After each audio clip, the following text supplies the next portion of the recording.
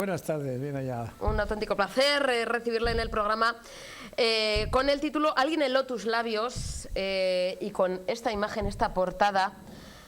La verdad es que es un título bastante sugerente, teniendo en cuenta que vamos a hablar de la historia reciente de España. Pero como es una novela, tiene un título verdaderamente novelesco. Este sentido misterioso de Alguien en tus labios, yo creo que responde muy bien a lo que es esta novela histórica que trata de 3 siglos de la historia de España. 3 siglos de historia de España con muchos sentimientos y muchas intrigas. Porque en esos siglos, en esa España del Imperio, la España de los Austrias, había muchas intrigas y era, la verdad es que la realidad era un auténtico culebrón, dicho así, ¿no? Claro, porque había muchos poderes intermedios, muchos sitios, muchos territorios con intereses muchas veces enfrentados.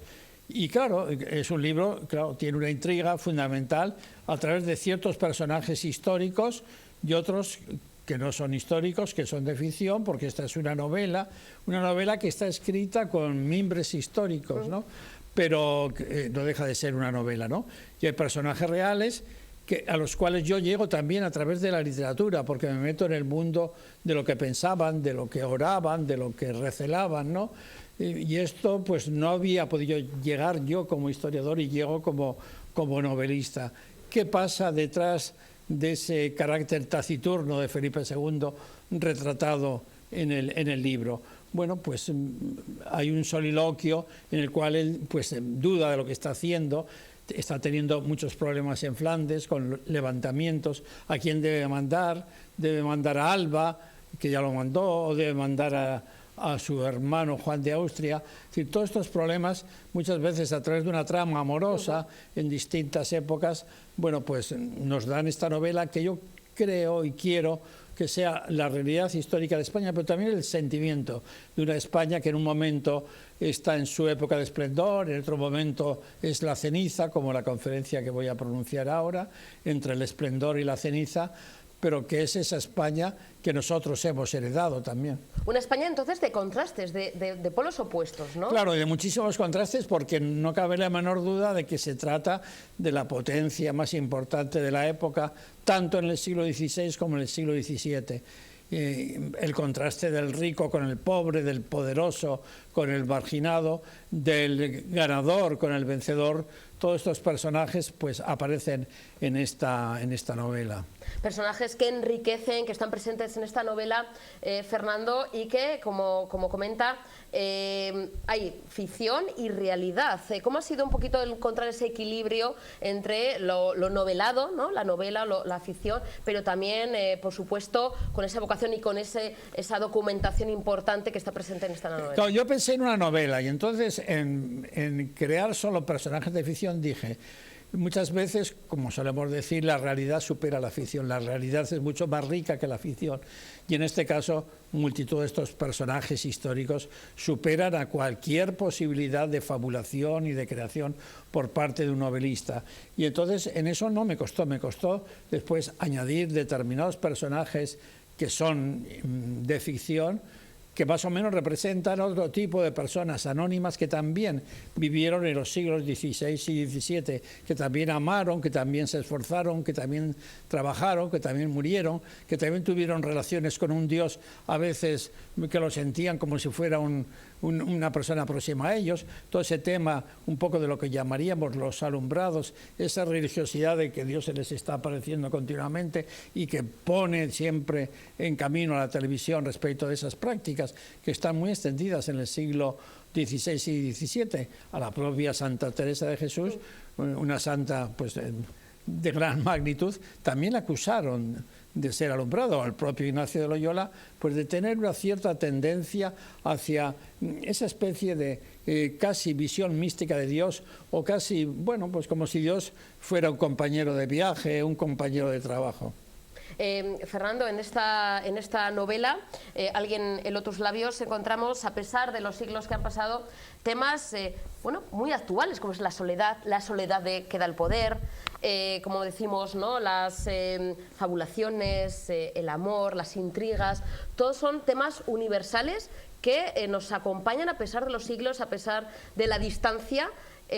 Bueno, el tema religioso también, claro, ¿no? La Inquisición, como comenta, nos sigue acompañando hoy en día, fanatismos al fin. Pues efectivamente, ¿no? Usted tiene razón, porque cuando yo presenté una especie de guión de lo que iba a ser la novela a mi editor, pues el editor dijo, pero ¿vas a hacer una novela del siglo XX? Y dije, no, es que la corrupción del poder también se da en el XVI, en el XVII, la ambición se da en determinados personajes, una especie, el recelo respecto del que está al lado, la Iglesia que margina o no margina, que controla, ¿no? la heterodoxia o no heterodoxia, ese deseo de ciertas personas de que Dios debe aparecérseles cada día.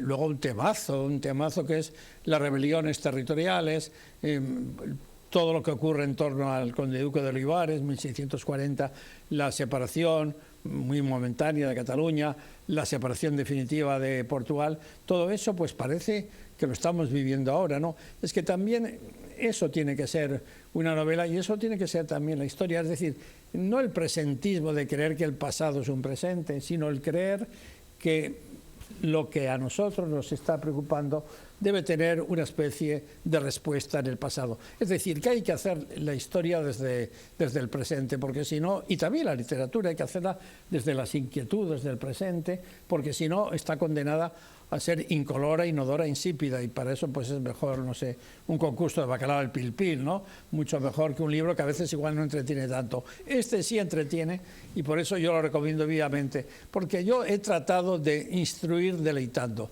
Siempre lo he hecho en todos mis libros de historia y en este creo que hay que transmitir esa idea de la realidad y del sentimiento de España, pero deleitando, entreteniendo. Son ese recorrido por 3 siglos de historia y también recorrido geográfico. Claro, efectivamente, España es un país tan rico, tan plural, que pues realmente no solo se puede representar a través de la capitalidad de España, sino a través, en este momento, imagínense, de Flandes o de Roma o de Inglaterra o bueno, pues del centro del imperio de los Austrias, ¿no? Porque España además, pues Felipe IV probablemente decían que podía recorrer el mundo andando sobre su territorio, sobre el territorio en el que él reinaba, ¿no? Pues esta es también la España que aparece en este libro, una España que además es cantada por los poetas o llorada por los poetas. Yo a veces digo que esa imagen que tenemos de España, a veces pesimista, de la historia de España como la historia de una gran decadencia, es una historia porque nos la han contado los poetas y los poetas se han hecho fuertes, como a veces nos hacemos fuertes los hombres cuando alguien tiene una desgracia, cuando ha sufrido, más que cuando ha triunfado o cuando ha brillado. Quevedo escribe ese soneto maravilloso hablando de la decadencia de España, que empieza: miré los muros de la patria mía. Pues lo escribe cuando España es el país más importante del mundo, todavía en el siglo XVII. Pero a nosotros a veces nos ha hecho daño esa visión, como la historia de España es la historia de un naufragio, la historia de España es la historia de una gran decadencia. No es así. Es la historia del esplendor, y también es la historia de la ceniza. Es la historia de un país que es capaz de meterse en el recorrido de los derechos individuales hasta llegar a la Ilustración, y es el capaz también de mantener una institución como la Inquisición, que hay que decirlo, no es de origen español, pero que pues nos lo han atribuido, ¿no? ¿Es verdad? ¿De dónde viene la Inquisición? Bueno, pues comienza a aplicarse fundamentalmente en el sur de Francia, con las herejías albigenses, cátaras, etcétera. Empieza a aplicarse ya la Inquisición. Ese deseo de control del credo, porque tiene un claro sentido político, ¿no? Cuando se unifica España después de 1492, se trata de unificar no solo el territorio, sino también la religión, es decir, una sola religión para un solo imperio, ¿no? Fernando, seguiremos disfrutando y descubriendo más detalles de Alguien heló tus labios esta misma tarde. Da una charla, presentación del libro, ese encuentro con todos sus lectores a partir de las 8 de la tarde en el Salón El Carmen, en la Plaza Indautxu. Ahí me imagino que es un momento también un poquito de comentar, de seguir, departiendo sobre la historia de España, ¿no? Bueno, pues sí, sobre todo es el momento de encontrarme con mis lectores. A mí me gusta mucho ir a las ferias de libro para conocer qué personas me leen. Como cuando yo analizo una tesis, yo he dirigido muchas tesis doctorales en la universidad, entonces yo, sin conocer muchas veces al autor, cuando no he sido el director de ella, sino que he sido un miembro del tribunal, pues digo, ¿cómo será este señor? Tengo ganas de conocerle, a ver si la literatura o la palabra que él me transmite responde a algo de su físico, ¿no? Y también pasa a los lectores que quieren conocer al autor porque les ha transmitido pues una cierta cercanía, una cierta simpatía o por el contrario una cierta altivez, y por eso quieren también conocer, tocar al autor.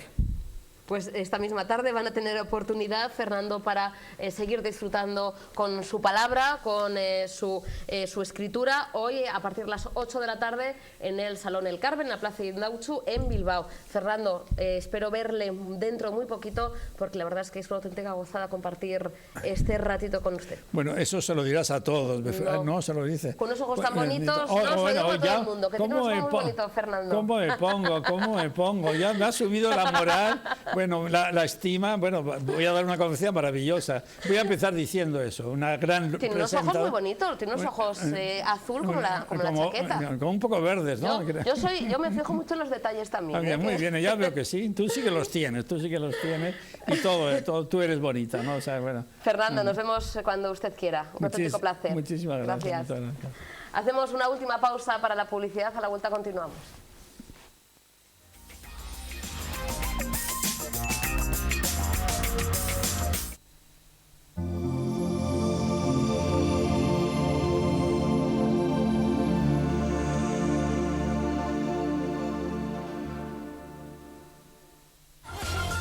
Muebles Romo. Muebles a medida en todos los estilos para decorar tu hogar. Calidad al mejor precio y financiación a medida.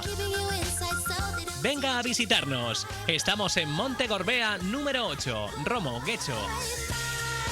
Abiertos sábados de 6 a 8 de la tarde.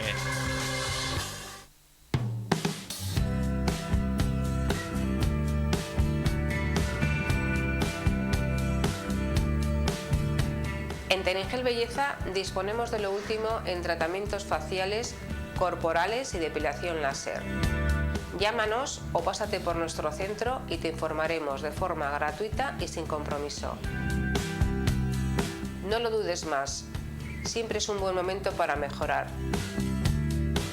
Te esperamos.